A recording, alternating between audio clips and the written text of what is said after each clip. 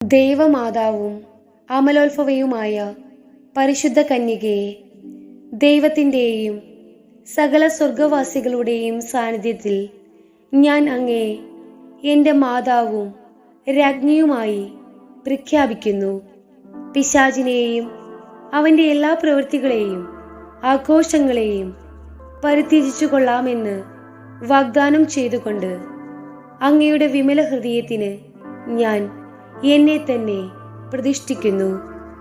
എൻ്റെ ആത്മാവിനെയും ഹൃദയത്തെയും ബുദ്ധിയെയും മനസ്സിനെയും ശരീരത്തെയും അവയുടെ എല്ലാ കഴിവുകളോടും കൂടെ ഞാൻ അങ്ങേ തിരുമുൻപിൽ സമർപ്പിക്കുന്നു.